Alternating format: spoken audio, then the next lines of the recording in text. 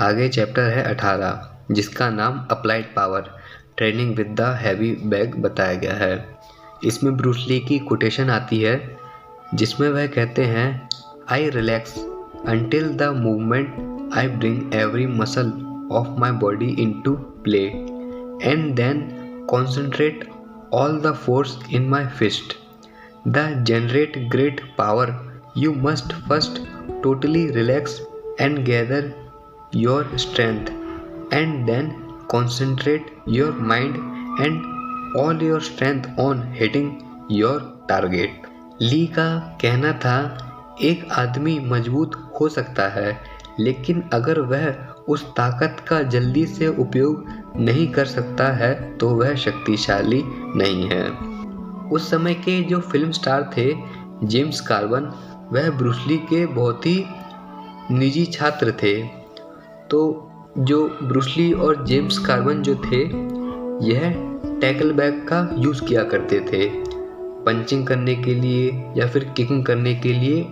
जो tackle bag होता था उसका यूज़ किया करते थे जिस बैग का वजन 100 lbs से लेकर के 150 lbs होता था। टैकल बैग का जो इस्तेमाल था वह ब्रूस ली जो थे वह साइड किक के लिए किया करते थे और इनके जो छात्र थे जेम्स कॉर्बन, उसको वह यही बताया करते थे कि तुम्हें तकनीक में शामिल होना होगा। ब्रूस ली ने मुक्का मारते हुए कहा, हमेशा छोटी उंगली से आगे बढ़ो। ब्रूस ली यहाँ पर अपने छात्र को बताना यह चाहते थे कि ये जो पांचों उंगलियां हैं, पहली उंगली की ताकत अलग है, दूसरी उंगली की ताकत अलग है, चौथी उंगली की ताकत अलग है। इस तरह से पांचों उंगलियों की ताकत अलग है। लेकिन जब आप पंच करते हो तो फिर अपनी भरपूर ताकत को संग्रहित करते हुए पंच करना चाहिए। हमें यह नहीं करना है कि हम अपने पंचिंग से उस पर प्रहार कर रहे हैं, बल्कि हमें सबसे पहले यह करना होता है कि हमें अपनी पांचों उंगलियों की स्ट्रेंथ को इकट्ठा करना होता है और फिर उसे उचित समय पर पंचिंग के माध्यम से प्रकट करना होता है। यहाँ पर ब्रूस ली यही कहना चाहते हैं। आगे जब ट्रेनिंग चल रही थी तो ब्रूस ली ने पहले तो टेक्निक सिखा दी कि हमेशा अपनी पहली उंगली से स्टार्ट करो और अपनी पांचों उंगलियों की ताकत को संग्रहित करते हुए बैग पर पंच करो। ब्रूस ली ने ऐसा सिखाया। फिर ब्रूस ली ने जो 150 lbs का जो भारी बैग जो लटका हुआ था उस पर उन्होंने लात मारी और लात मारने से जो बैग था वह जंजीर से टूट गया और जो बैग जो था वह भी फट गया। और बैग फटने की वजह से उसके भीतर जो चिथड़े जो थे वह सारे बाहर निकल आए और उनके जो दोस्त थे जेम्स कार्वन, उन्होंने 2 महीने तक पूरे घर से छोटे छोटे जो चिथड़े जो फैल गए थे उसको उन्होंने उठाया था।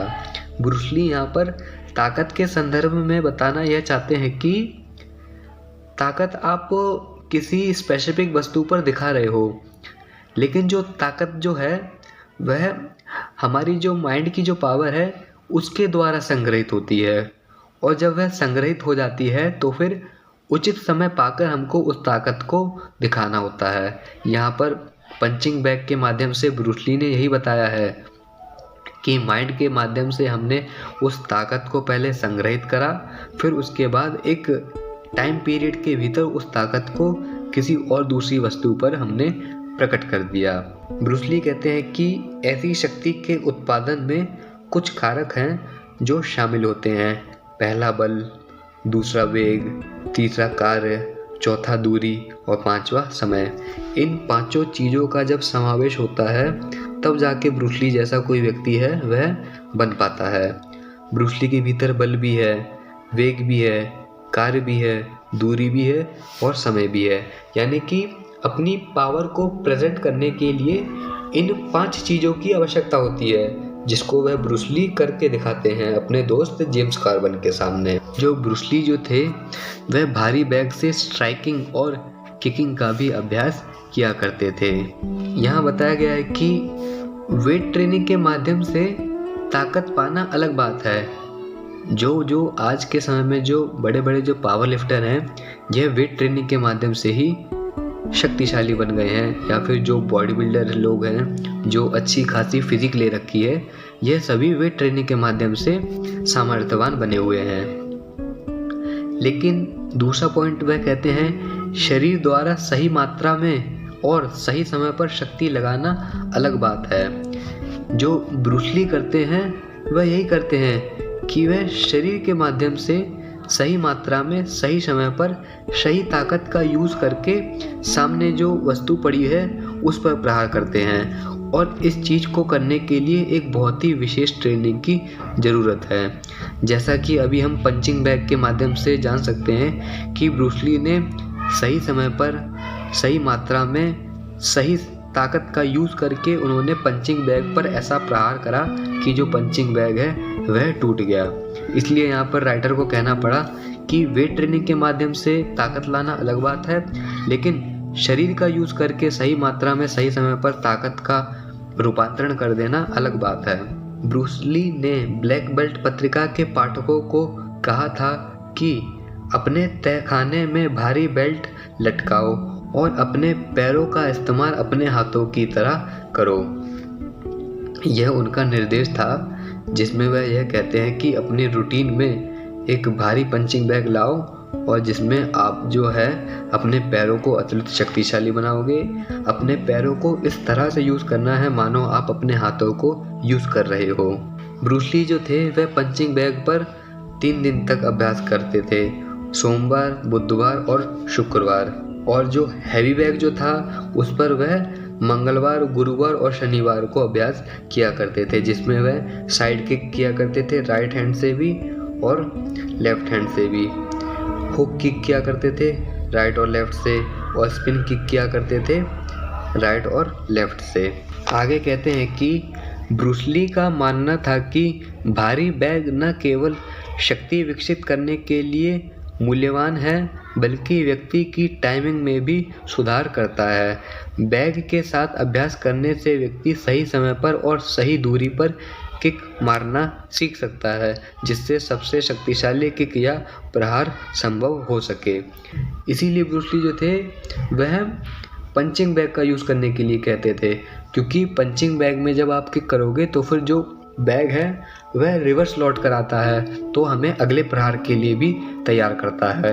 इसलिए ब्रूस ली ऐसा कहते हैं। ली ने कहा था कि हैवी बैग ट्रेनिंग का एक दोष यह है कि बैग आपको वापस नहीं मारता है, जिसका अर्थ यह है कि आप खुद को जवाबी हमले के लिए खुला छोड़ देते हैं। गलती को सही करना हमें आना चाहिए, लेकिन इसका दोष यह भी था कि आप पंचिंग बैग पर ट्रेनिंग तो कर रहे हो, लेकिन वह उस गति से हमारे ऊपर प्रहार नहीं करेगा जिस गति से जिस ताकत से हम उस बैग पर प्रहार करते हैं। यह उस बैग का एक दोष था। ब्रूस ली जो थे वह अपने छात्र बुस्टिलो से कहा करते थे कि यह जो भारी बैग है, यह ट्रेनिंग जो है यह आपकी ताकत को लागू करना सिखाता है, जिसमें लय शामिल है, संतुलन शामिल है, समय शामिल है, बल उत्पादन भी शामिल है। जब हम भारी बैग से ट्रेनिंग करते हैं तो फिर यह हमें हर सेकंड के भीतर अपनी ताकत लगाने की क्षमता को बढ़ाता हुआ ट्रेनिंग में लाना होता है।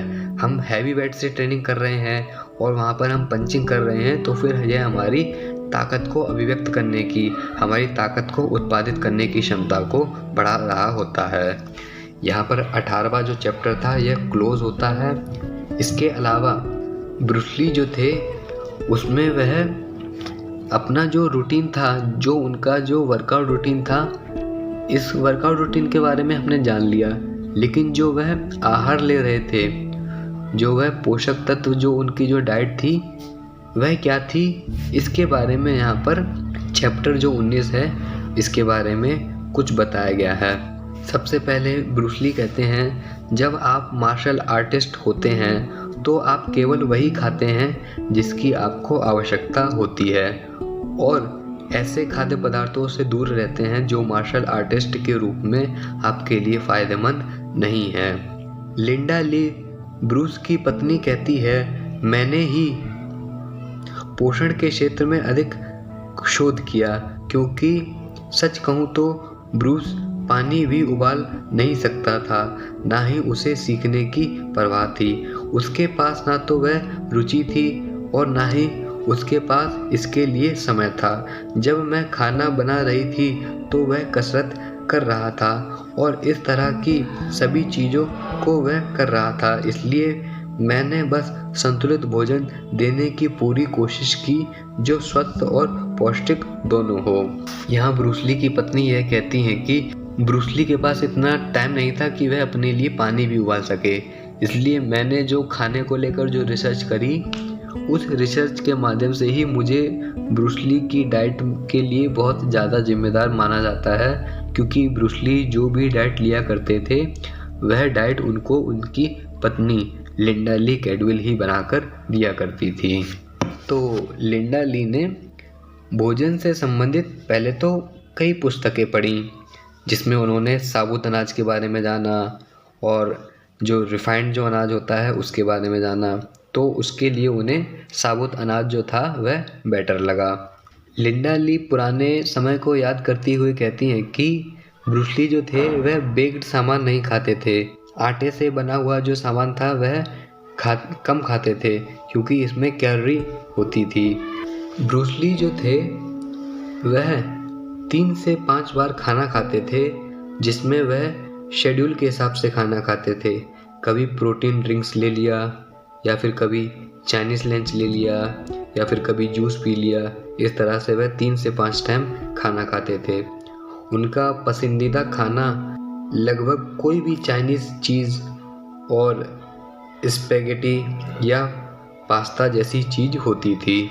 जो प्रॉपर प्रोटीन है वह दूध, अंडे, पनीर, मांस, सोयाबीन, मूंगफली, पीनट बटर, गेहूं से पूर्ण और अपूर्ण दोनों तरह के प्रोटीन पाए जाते हैं। अब जैसे अपूर्ण प्रोटीन है उसमें मक्का, राई, बीन्स, मटर, दाल, जेलेटिन और कुछ और नट्स पाए जाते हैं।